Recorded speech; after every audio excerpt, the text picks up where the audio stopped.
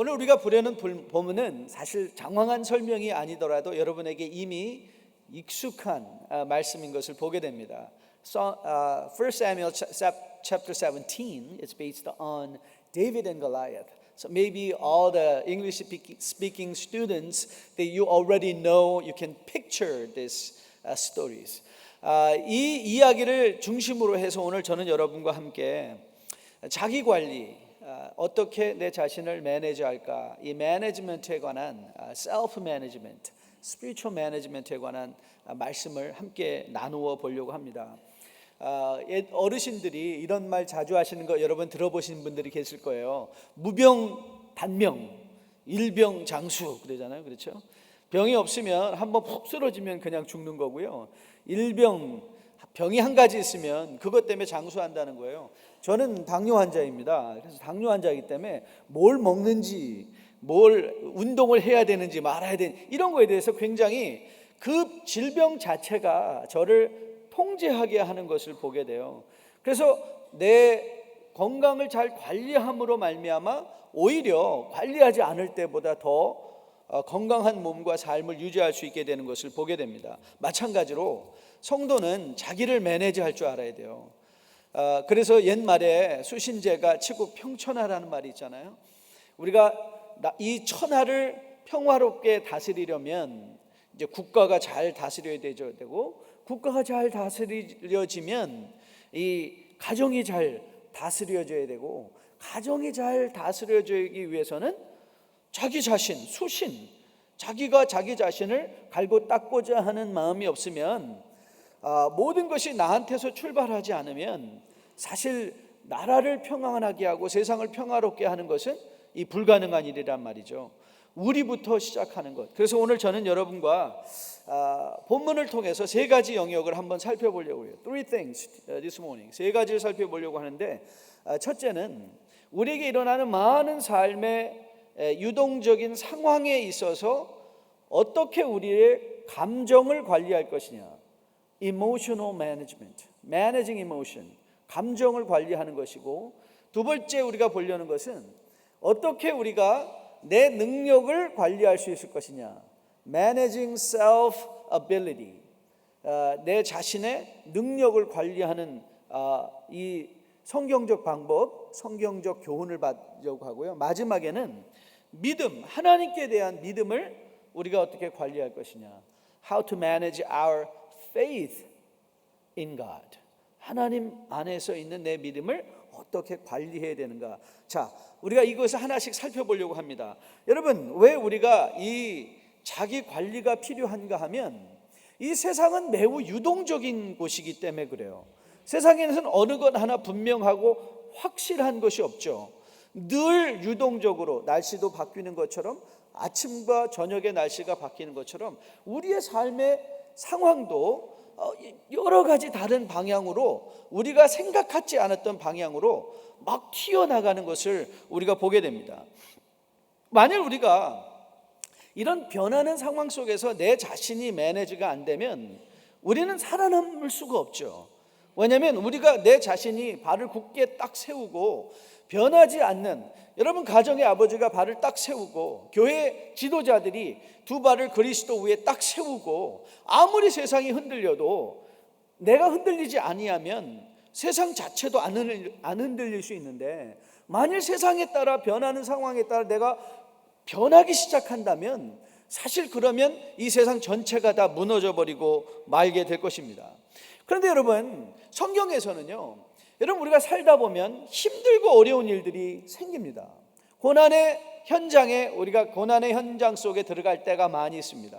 물론 성공할 때도 있죠. 이런 변화무쌍한, 그리고 성경은 우리에게 성도가 이 땅을 살아갈 때 그것이 당연하다 이렇게 우리에게 말해줍니다.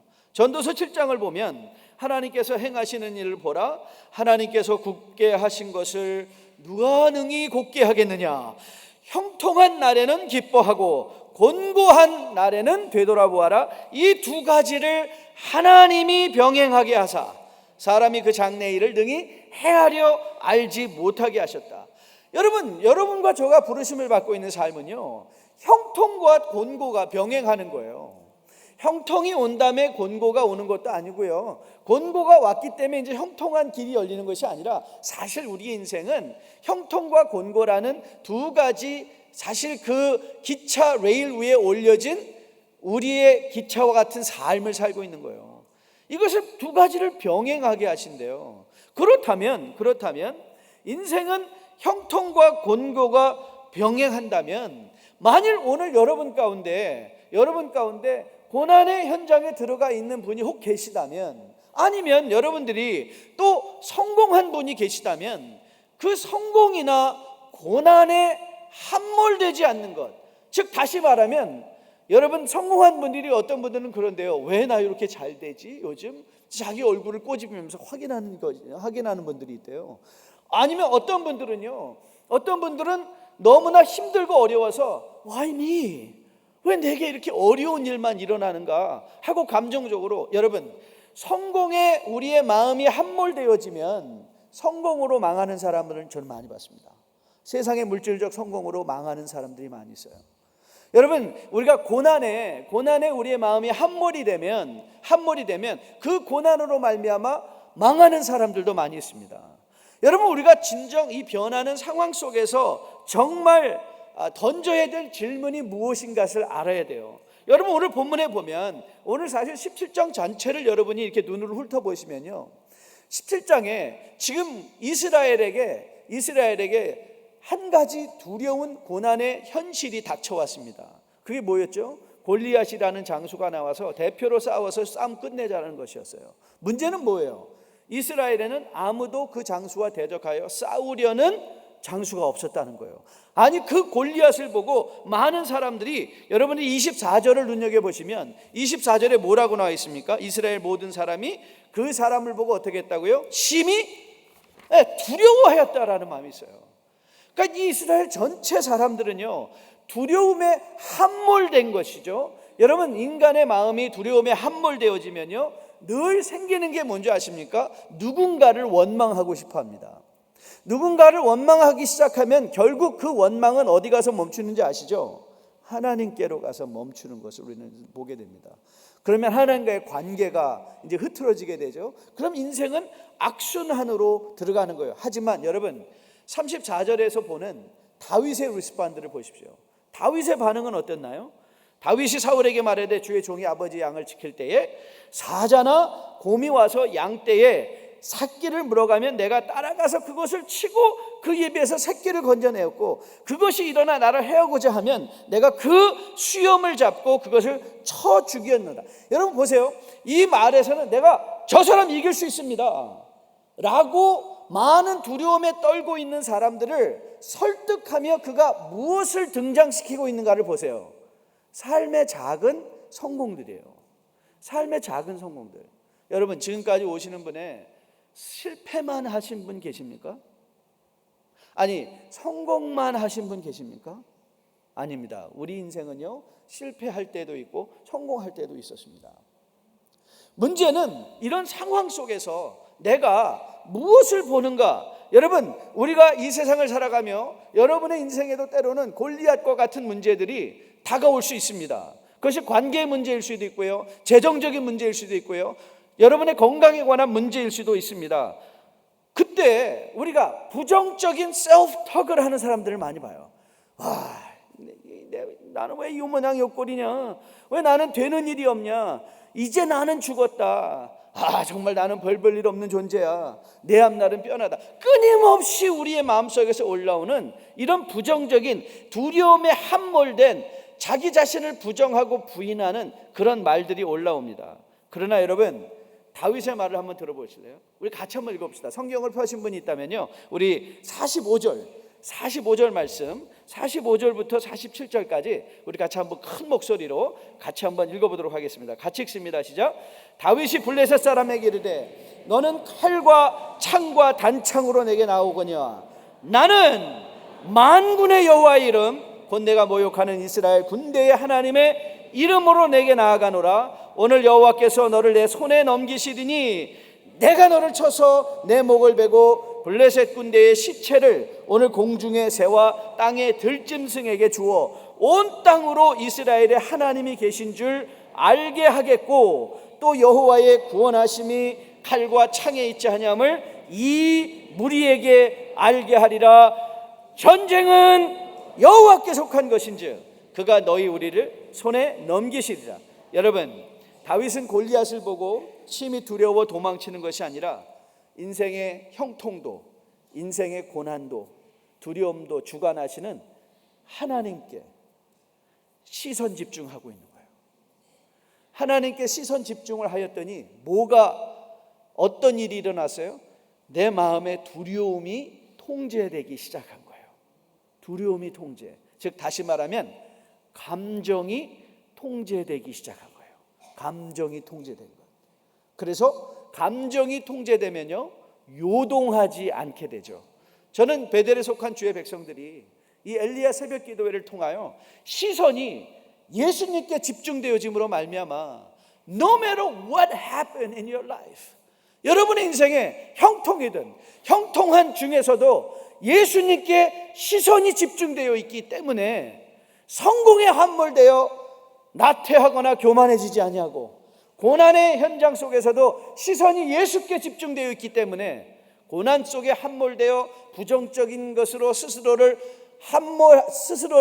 정말 비하하며 넘어지는 그런 자리가 아니라 고난에 당당히 맞설 수 있고 성공에 겸손히 나갈 수 있는 감정이 온전하게 통제되는 여러분과 저 될 수 있기를 주님의 이름으로 축복드립니다. 두 번째, 이 감정 절제와 더불어 우리에게 필요한 것은요, 이 능력을 절제할 줄 알아야 됩니다. 자, 골리앗과 맞서 싸우겠다는 다윗에게 사울이 이렇게 제안을 합니다. 자, 사울의 제안을 38절에서 한번 볼 수 있죠. 사울이 이렇게 얘기합니다.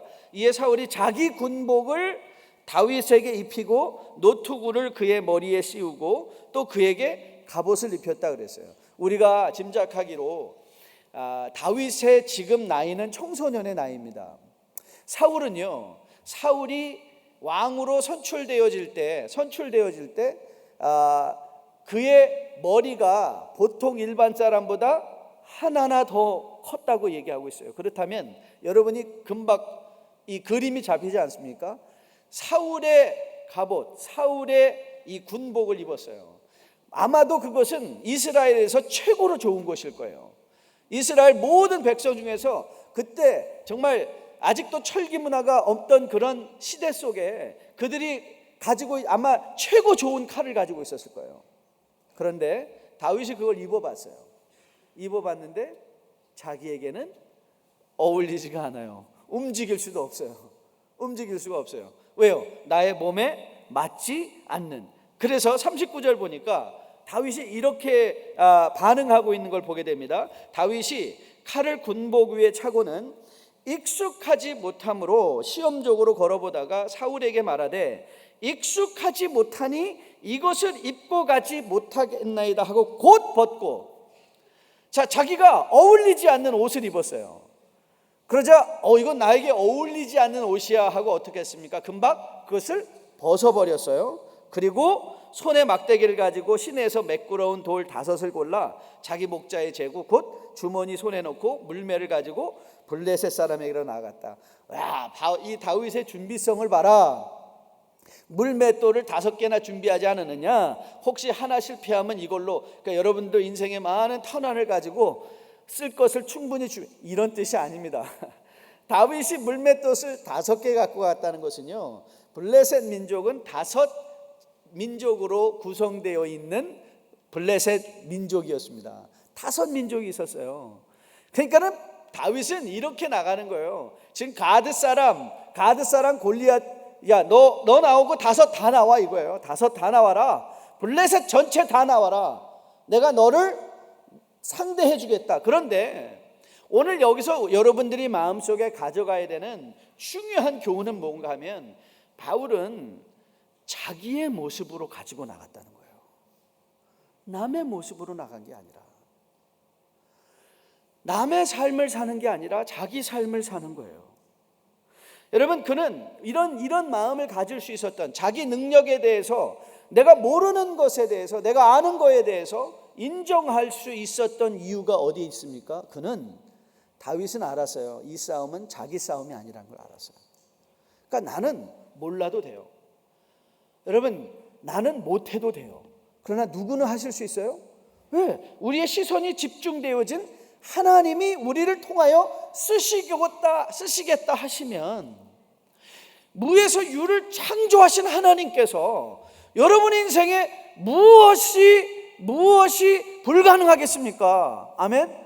예, 하나님이 움직이신다면 홍해도 갈라질 수 있고, 요단의 강도 마를 수 있고, 태양도 멈출 수 있게 하시는 분이 하나님 아니십니까? 우리의 능력을 더 쌓아서, 여러분, 우리가 세상에서 열심히 일하는 것, 우리가 하나님 앞에 헌금을 하고 우리의 달란트를 드리는 것, 오늘 신임 직분자들이 강단 초청으로 올라오시는데요, 여러분, 하나님은 우리를 스카우트 하시는 분이 아니십니다. 저는 맨 처음에 그런 줄 알았어요. 하나님이 저를, 제가 아주 젊어서 담임 목회를 시작했는데, 제가 그때 이렇게 하나님께 기도했습니다. 하나님, You're so lucky. You have me. 그래서 제가 이렇게 기도해서, 하나님, 미국을 저에게 맡겨주시옵소서. 그랬더니 미국이 만만하지 않더라고요. 그래가지고 제가 그때 산호세에서 1차 개척을 할 때인데, 아주 젊었을 때예요. 그래서 제가 하나님, 아직 미국은 때가 아닌 것 같으니까 제가 캘리포니아를 책임지겠습니다. 캘리포니아도 만만하지 않더라고요. 제가 그때 산호세에 있었는데, 산호세에서 제가 주님께 이렇게 이제 마지막 타협을 했어요. 알았습니다, 하나님, 그냥 우리 동네만 제가 책임지겠습니다. 근데 우리 동네도 핸들이 안 되더라고요. 그렇게 계속 하나님 앞에 원망하고 나가고 있었는데, 나중에 하나님께서 저에게 슬쩍 기도 중에 이런 말을 들어주셨어요. 야, 정 목사, 너나 잘해라, 너나 변해라. 그래요. 제가 그것을 딱 그 음성을 마음속으로 들었을 때,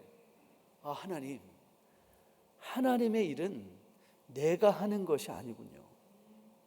하나님이 앞서 가시며 행하시는 일들이군요. 나는 목자 되신 주님을 쫓아가면 돼요. 여러분, 바울이 강하기 때문에 쓰임받지 않은 것, 여러분 어제 새벽에 들으셨죠? 내 은혜가 내게 족하다 했을 때, 하나님은 그의 연약함을 통해서도 하나님의 놀라운 일들을 이루셨잖아요. 여러분이 강하기 때문에 하나님께 쓰이는 것이 아니라, 하나님이 여러분이 강하기 때문에, 돈을 많이 가지고 있기 때문에, 잘생겼기 때문에 쓰는 것이 아니라, 오히려 하나님은 우리가 가난할 때, 우리가 못생겼을 때, 우리가 부족할 때, 건강이 없을 때, 그때 우리를 더 사용하실 수 있단 말이에요. 여러분의 능력을 관리한다는 게 그 무슨 뜻인 줄 아세요?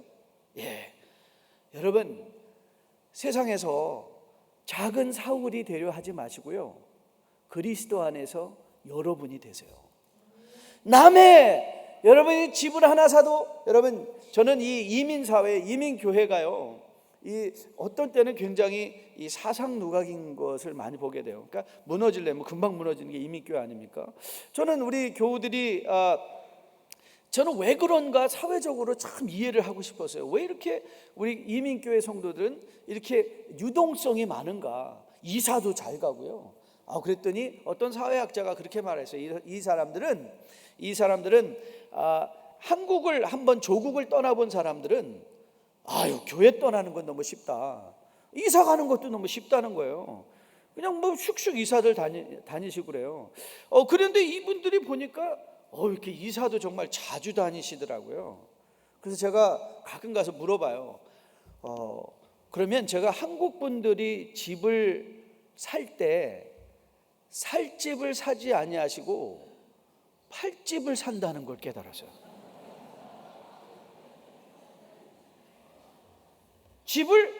살 집을 사야 되는데 팔 집을 꼭 사요. 그래서 더 큰 집. 근데 여러분, 집도요, 내가 관리할 수 있는 집, 내가 누릴 수 있는 집, 그게 적당하고 좋은 집 아닌가요? 이거 조금 있으면 올라간대.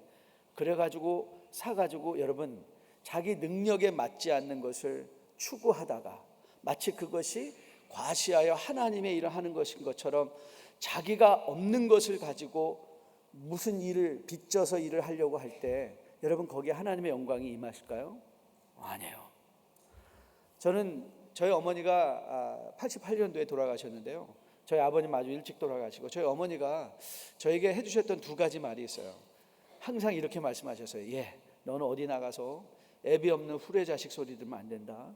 그래서 제가 굉장히 조신하게 고등학교 또 그 시절을 보냈던 것 같아요. 두 번째 저희 어머니가 들려주셨던 진실된 말씀 중에 하나는 뭐냐면 뱁새가 황새 쫓아가다 가랭이 찢어진다. 너 우리 이렇게 가난하니까 내 잘 사는 친구들이 가지고자 하는 건 가지려고 하면 안 된다는 그 말씀이셨겠죠. 부러워하지 말라는 것이죠. 여러분 하나님께서 우리에게 맡겨주신 분깃이 있어요. 그 분깃을 누리시면 돼요.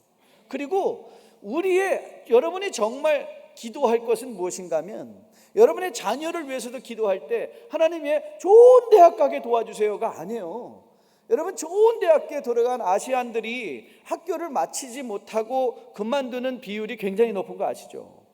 부모님들이 그냥 좋은 대학만 가면 그게 인생의 최고인 줄 알고 좋은 대학만 보내서 어울리지 않는 옷을 입어버린 거예요. 그래서 거기 가가지고 너무 쇼크를 하는 우리 젊은 친구들이 얼마나 많은지 몰라요. 여러분 우리가 하나님 앞에 기도할 것은요, 그래서 하나님 더 많은 물질 능력을 주세요가 아니라 하나님 내가 그릇이 준비되게 도와주세요. 오늘 이 모든 상황 속에서 다윗이 가장 출중한 능력이 있었던 것이 아니라 다윗이 믿음의 그릇이 준비되어 있던 거예요. 그러니까 자기가 가지지 않은 것으로도 하나님의 힘으로 능히 이겨낼 이 골리앗과 같은 인생의 큰 대적을 이겨낼 수 있는 자리까지 나갈 수 있게 된 것으로 믿습니다. 저는 여러분이 이번 엘리야 새벽 기도를 통해서 하나님이 여러분의 인생을, 여러분의 가정을 직시하게 하시는 은혜가 있기를 주님의 이름으로 축복드립니다. 그리고 내가 못하는 것, 여러분 과감하게 인정하세요. 나는 이거는 못합니다. 과감하게 인정하시고, 그러나 우리의 믿음이 마지막으로 잘 관리되어지면 그 믿음으로 하나님이 일하시는 놀라운 일을 하게 되죠. 여러분 다윗이 가장 가서 놀랬던 게 뭘까요? 가장 놀랬던 게 뭐예요? 하나님이 하시는 일을 보고 놀라는 거예요. 하나님이 이렇게 일하시네. 나는 내 자신을 돌아보면 이건 도저히 불가능한 일인데 하나님께서 하시네. 그 간증, 그걸 갖는 거죠. 그 믿음을 여러분이 가실 수 있기를 주님의 이름으로 축복드립니다. 그러면 어떻게 이 다윗이 이런 믿음의 진취적인 마음을 가지고 대적을 향하여 나아갈 수 있는 그 믿음을 가질 수 있었을까? 제가 몇 가지만 구체적으로 여러분에게 교훈을 드릴게요. 첫째로 다윗은요, 불가능한 것에 대해서 시도하고자 하는 믿음이 있었어요. 리스크 테이킹을 하는 거죠. 교회에서 지금 여러분 직분자들 또 많은 봉사자들이 필요한데 가장 먼저 가서 물어보면 저는 능력이 없어서 이 일을 할 수 없습니다. 그런 분들 굉장히 많아요. 그런데 여러분, 그러면 저는 그런 분들한테 그렇게 말해요. 그렇기 때문에 당신이 해봐야 됩니다. 능력이 없기 때문에. 여러분, 능력이 없는 일을 우리가 감당하고 시도해 봤을 때 그것을 통하여 일이 이루어진다면 우리는 뭘 확인할 수 있죠? 하나님이 살아계시구나. 하나님이 살아계시구나. 저는 여러분들이 이런 믿음의 진취적인 여러분의 믿음 관리를 위해서 여러분의 인생에 영적으로 불가능하다고 생각했던 것들을 여러분의 능력 불가능함을 인정하고 나는 약하나 그러나 내가 믿고 섬기는 하나님은 강하시기에 만일 이 일이 하나님이 원하시는 뜻이라면 내게 필요한 은혜를 주실 것이다 라는 그 믿음을 가지고 도전해 보실 수 있는 여러분과 저 될 수 있기를 주님의 이름으로 축복드립니다. 두 번째, 믿음 관리는요, 적과 우군을 잘 알아야 돼요.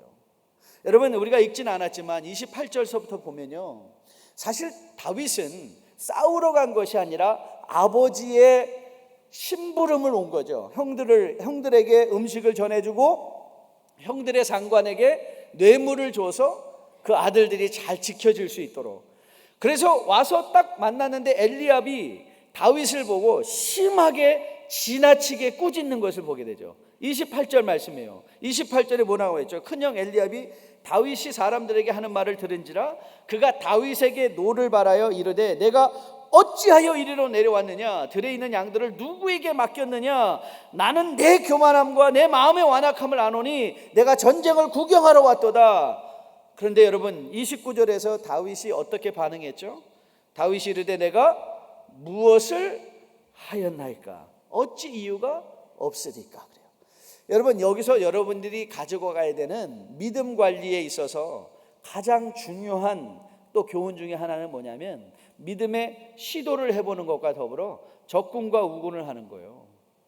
다윗은 알았어요. 거기서 다윗도 감정적으로 폭발해서 큰 형과 아니 형은 제대로 한 게 뭐가 있냐고 저런 사람들 나가서 싸워보자 더 그게 믿음이냐고 형과 싸울 수 있었어요. 그런데 다윗은 형과 싸우지 않아요.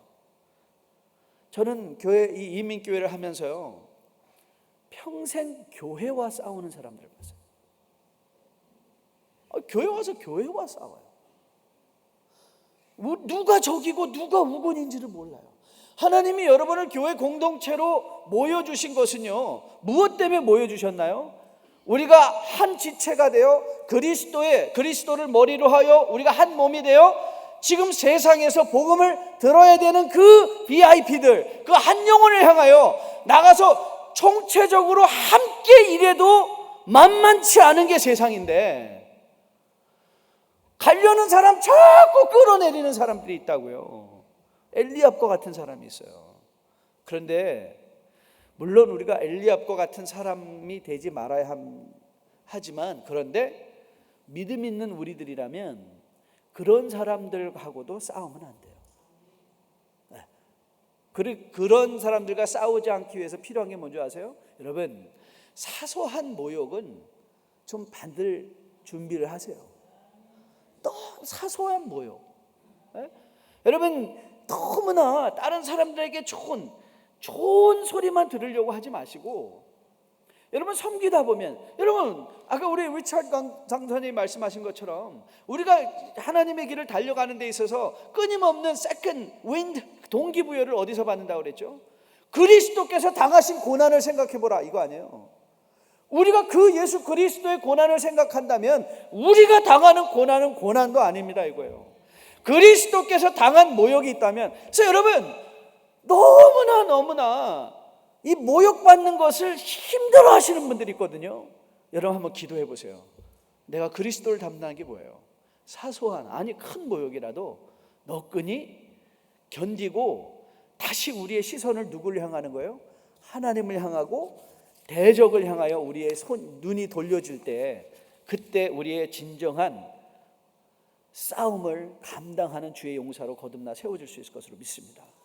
그리고 늘 작은 승리에 감사하셔야 돼요. 작은 승리.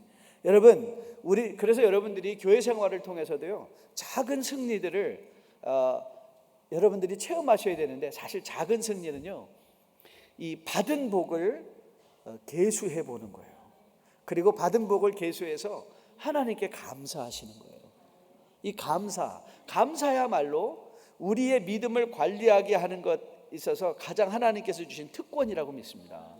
여러분들이 삶에 지금까지 걸어온 거 돌이켜보면 감사한 일들 많죠. 그런데 정작 저는 새벽에 기도 나오시는 성도님들을 보면요 어떤 때는 가슴이 덜컹해요. 왜냐하면 또 저분이 안 나오시다가 왜 새벽 기도 나오시지? 그럼 뭐 인생에 이제 SOS를 치러 나오신 거겠죠. 그렇죠? 그런데 그 SOS 시간이 끝나면 또 안 나오세요. 그럼 물어보죠. 요즘은 어떻게? 뭐 일이 잘 풀린 거예요. 그래서 하나님 앞에 감사하는 게 아니라 뭐 될 일이 됐죠. 뭐 그러면요 그거 여러분 거 아닙니다. 그 기도 여러분 거 아니에요. 진정한 여러분 왜 바울이 구원에 관해서 말을 하면서 늘 마지막에 하나님께 감사한다는 것을 마치 구원의 조건이요 구원의 열매인 양 말이죠. 하나님께 감사하고 여러분의 삶에 걸어온 하나님께서 베풀어 주신 작은 승리에 대한 감사가 있다면 그러면 하나님께서 그 감사를 통하여 여러분의 믿음이 관리되어야 되고, 그 작은 일에 승리하게 해주신 그 하나님을 우리가 믿고 큰 일을, 골리앗과 같은 일을 당하러 나갈 때 넉넉히 이길 힘을 우리에게 주실 것으로 믿습니다. 여러분의 인생에 골리앗 예외가 아닙니다. 여러분은 언제든지 골리앗을 만날 수 있어요. 왜냐하면 하나님께서 그런 일들을 병행하시죠. 형통과 고난을 함께 병행하시면서 우리가 정말 얼마나 연약해서 하나님을 믿어야 되는 존재인가를 우리로 알게 하시는 그 하나님의 주권 아래, 형통한 순간에도 하나님을 바라볼 줄 알고, 고난의 순간에도 하나님을 바라보며 여러분의 마음이 잘 지켜지고, 여러분, 나는 능력 없다고 하나님 앞에 이제 이런 표현 써서 죄송하지만 그만 힐링 받고 그만 징징대시고 하나님 앞에 결단하시고 내게 있는 것으로 하나님의 일을 감당할 수 있습니다. 바울이 내 은혜가 내게 족하다. 하나님, 지금 나에게 있는 것이 족합니다. 지금 내 남편이 족합니다. 내 아내가 족합니다. 우리 교회가 족합니다.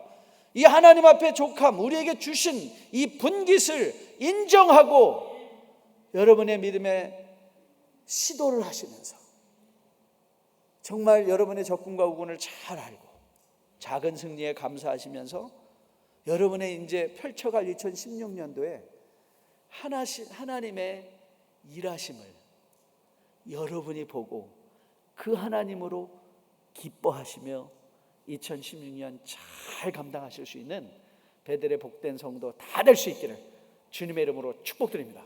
하나님 감사합니다.